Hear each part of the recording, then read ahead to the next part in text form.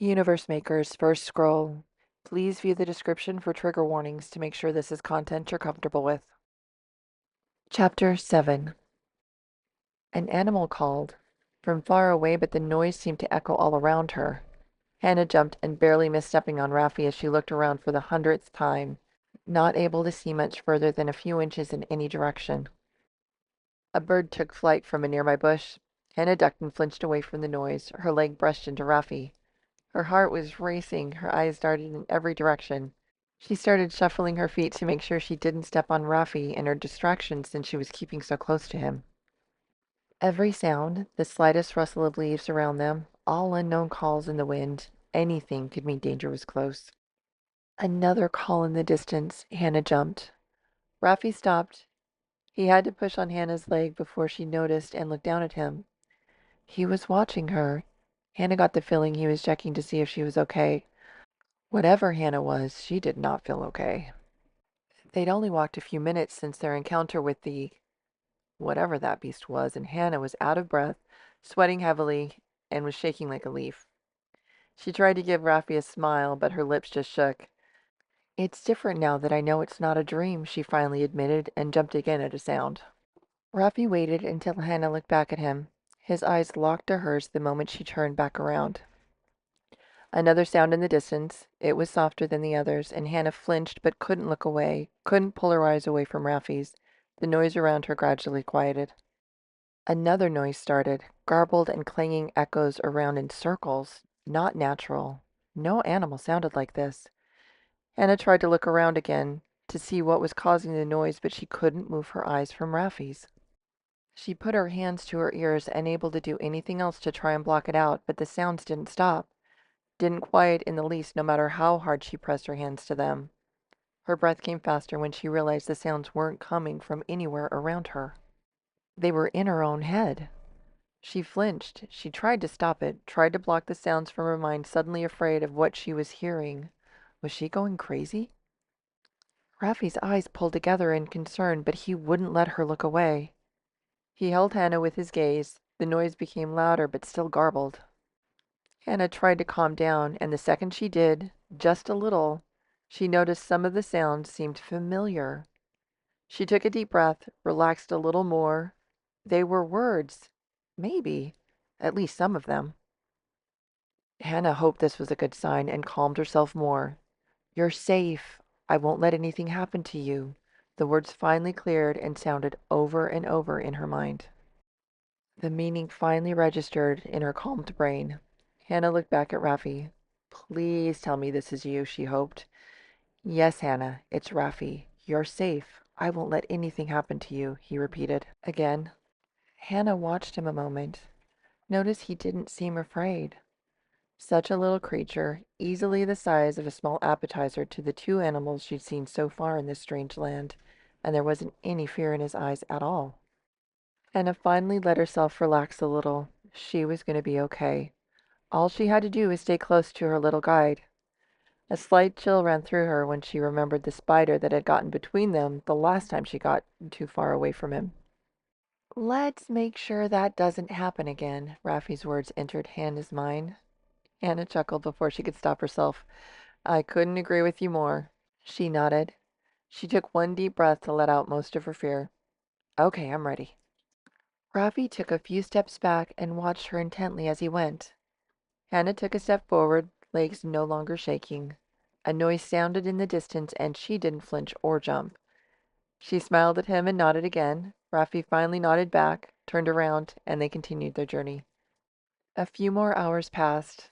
Now that she was on her feet, she could see more. This place was terrifying and more beautiful than anything she could have ever imagined. Raffi stopped them again, gathered more fruit, and took some time to rest. "Is this all we do is walk?" Hannah asked between bites of delicious fruit. Raffi looked into Hannah's eyes, the sound startling her again. She quickly calmed herself and listened. "Did Caroline tell you nothing?" he asked. Hannah didn't understand the question. "Who's Caroline?" Raffi tilted his head. "Miss Hawkins?" Hannah's brows pulled together in confusion and shook her head, still not understanding. There was quiet. Rafi closed his eyes and started to breathe deep and slow. Under his eyelids, Hannah could see his eyes moving like he was watching something behind them. After a few more moments, he opened his eyes and looked again at Hannah. You weren't the one that Dr. Miller picked. You're here on accident. Hannah squirmed in embarrassment and could feel herself turn red. It wasn't exactly an accident. I broke into her office and I think she hit me with a bat. At least it sounded like a bat. Wood, not metal. She went over the memory again. Then I woke up here. Rafi's eyebrows dropped suspiciously. Why did you break into her office? The question sounded very accusatory. Hannah, embarrassed, shook her head, not wanting to admit. That's a long story. I don't even know where to start. Try, came the stern request to her mind. Hannah tried to simplify her reason as much as possible. I don't like how my great grandfather treated my mother and grandmother. I'd like to prove him wrong by showing that I can run his company just fine, even though, like them, I'm not a boy. It's a multinational company and I don't trust interpreters, so I wanted to communicate myself. That all seemed reasonable. Now she had to admit to her unreasonable actions. Dr. Miller had learned several languages when she was older than me. I asked nicely several times for her help. She made very clear. Then she had to break eye contact and started looking around innocently. She was busy, so I thought I would see if I could get the information I needed without bothering her. She offered, leaving out the covert sneak through the halls and picking up her lock. Ruffy's face widened again. His little body started to shake, and a chirping noise started coming from his mouth. Anna tried not to smile since she was a little worried he wasn't okay, but it looked like he was laughing. Ruffy's little paws went to his stomach as the chirping continued. Are you okay? Anna asked between chuckles. Ruffy nodded, and the chirping got louder. He sat on the ground, then laid back, still chirping and his belly shaking in unison with the chirps. It took minutes before the little guy's shaking slowed and the chirping quieted. He looked at Hannah. She didn't send you, he stated, sounding happier than she'd previously heard from him. Hannah rubbed her head where she felt the impact. Oh, she sent me. I don't think it was intentional, but she sent me. The chirping started again, and his little body, especially his belly, shook again. There was a sharp cry in the distance. It sounded like an animal in pain. Rafi's shaking instantly stopped, and he spun around from his back to his feet. His floppy ears flew up, tall and rigid. They pointed in the direction of the sound. Hannah quieted and sat perfectly still. Another cry, this one weaker and longer. Rafi's ears zeroed in on its location. He listened a few moments longer before turning to Hannah. We have to go, he warned, and turned away again. His ears stayed straight up and turned independently of each other as he scanned around them. She watched as they both snapped in the same direction, and Rafi moved forward quickly. Hannah jumped to her feet and followed. Hannah walked fast to keep up with Rafi for several yards until Rafi stopped again. The dense vegetation parted in front of them for several feet until they saw a tall animal peacefully grazing on some leaves in front of them. Its yellow hide had black strips across it. It walked on four sturdy legs and had a broad back. It had a long neck and large head. Thick hair started at the top of its head, ran in a narrow strip between its ears and down the back of its neck. His face looked feline but flatter as he stepped forward to reach another leaf. A long tongue slithered out and caught the leaf to pull it back into its mouth. Rafi closed his eyes. His paws started moving again, but Hannah noticed small differences in the movements.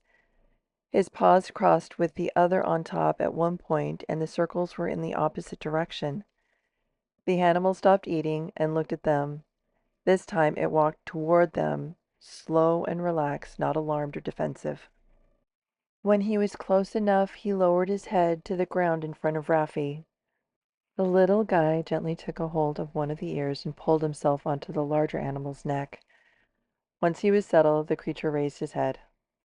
So we'll be riding instead of walking, Hannah finally understood when she realized both Rafi and the larger animal were waiting for her.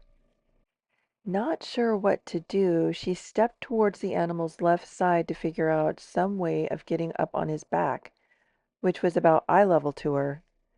The moment she neared the creature, she heard a low growl. The creature's face tensed, and for the first time she noticed that it had a very long and solid set of teeth. Hannah stopped in her tracks. What was wrong? Raffi made the hand movements. The animal had responded.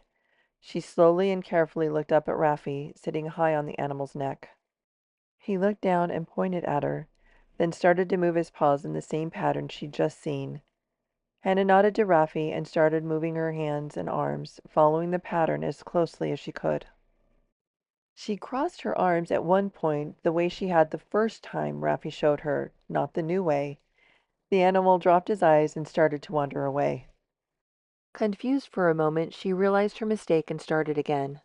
Another movement, she realized her hand wasn't cupped right when the animal bared his teeth at her again, and she started over. The third time, after she'd successfully completed the sequence, the animal lowered his head. Hannah moved carefully toward him. When he didn't show any signs of retaliation this time, she swung her leg over his neck.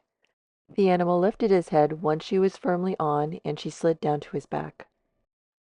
Raffi settled himself between the creature's ears, closed his eyes, and pointed in a direction. The animal turned in that direction and started walking. Raffi patted his paws together twice, and he started to gallop. Hannah instinctively tightened her legs as much as she could on both sides of the animal's wide body. She leaned forward and put her hands on either side of his neck for balance only, and kept her hands relaxed so she wouldn't put any more pressure than needed on the animal. It had been a long time since she'd been on a running animal without the aid of a saddle, but she wasn't about to let herself get thrown off. Now that she had some time to think, she realized there were so many questions she wanted to ask Raffi. Where were they running from? What was this place, and why were they here? At the very least, she'd like to know what Raffi was. She glanced up slowly, careful not to lose the rhythm of the moving animal, and saw Raffi's back was to her. So far it seemed he'd have to look her in the eyes to talk, so there wasn't any use in her trying at the moment. Plus, he was waving his arms again in the same pattern as before. There was no way she wanted to distract him right now. Did she really want to know the answers anyway? With that thought, she realized the more she knew, the scarier this whole weird, fascinating, terrifying world became. She looked straight ahead. Being higher off the ground now, she could see more of the sky than she could before. In the distance, straight in front of them, she saw something. A large dot, black, in the sky. Maybe it was more of a circle, but she couldn't quite make it out. It seemed to have a green glow around its edges. Hannah relaxed her eyes and watched the landscape in front of her. Raffi continued to part the foliage for the three of them as they rode. She started to see other creatures, terrifying, beautiful, strange, all around them. Raffi's paws were constantly moving, pattern after pattern, and all the creatures left them alone. She hoped at some point she'd have time to learn all the patterns. Maybe they'd work with the animals back home. Gradually, Hannah watched the dot turn into a small circle and become bigger as they neared. The animal they were riding slowed but continued forward until they were a few yards from whatever it was in the sky. Raffi waved his paws and the creature's large head lowered to the ground, and Raffi hopped off. Hannah tried to remember the pattern, closed her eyes, and started the movements. She felt something pelt her in the side of her arm and opened her eyes. The creature's head was still down, and Raffi was just staring at her, another small stone in his paw that he was getting ready to toss at her. What had she done wrong? Finally, he waved his little paw, motioning her to get off the animal. Oh, she finally responded, swung her leg off the giraffe, cat, horse, and slid down his neck to land safely on the ground. You could have told me, she complained when she was able to look at him. Your eyes were closed, he explained, slight laughter in his words. What was I supposed to think? I had to do the arm wavy thing to get on him. Why didn't I have to get off? She wanted to know. You needed the practice, but I told him we'd both be getting off, he further explained. Oh, thank you, she returned sarcastically. You're welcome, he answered, ignoring her snarkiness. You will need to dismiss him, he instructed. Make sure to do it right, as I am the size of a small appetizer for him. Hannah's eyebrows raised as she stepped in front of the animal where he could see her. "You can read minds?" she asked as she started the first pattern she'd practiced with Rafi. She was careful to match the movements exactly, hands in the right form, arms crossing with the correct one over the other. It was silent until she finished, since she couldn't look at Rafi and concentrate on what she was doing at the same time. Once the animal started to wander off, she looked back at Rafi, wanting an answer. "Yes, I can read minds and memories. That's how I was able to see that Dr. Miller hadn't intended you to be here. I wondered why you were so different from all the others." "All the others?" Rafi nodded. "They've all been horrible, but you were different. That's why I risked communicating with you, but we have to hurry. The person she picked is here and making his way to this spot." "The animal that cried out in pain," Hannah concluded. Rafi nodded again. "Only the ones she sends dares kill these creatures. There's another portal right below the spot in the sky. Dr. Miller will be able to see us when we approach if she knows to look. We'll need to be very quiet and sneak to it. It's our only chance. I won't be able to look at you again until we reach the portal, so you'll need to stay close and follow me exactly." Cold chills rushed all over Hannah's skin. The thought of running into Dr. Miller again made her feel queasy, especially when she remembered what happened last time. She nodded shakily back at Rafi. "I'm sorry to ask you, but you'll need to crawl until we get to the portal and be as quiet as possible until we're through," he warned. Hannah nodded again and did as she was told.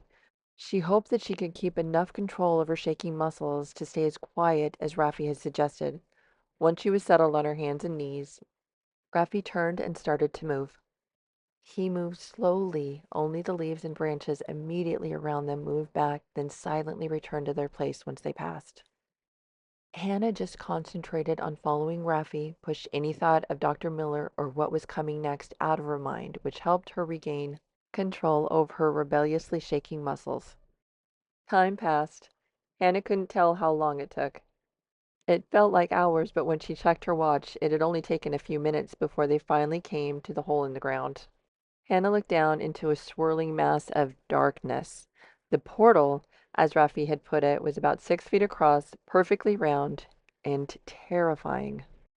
Hannah's body started shaking again. She couldn't see the bottom, couldn't see anything but blackness with faint silver streaks swirling inside. Rafi tapped her on her shoulder. Hannah was nearly frozen with fear, but she forced her eyes away from the hole and turned to him.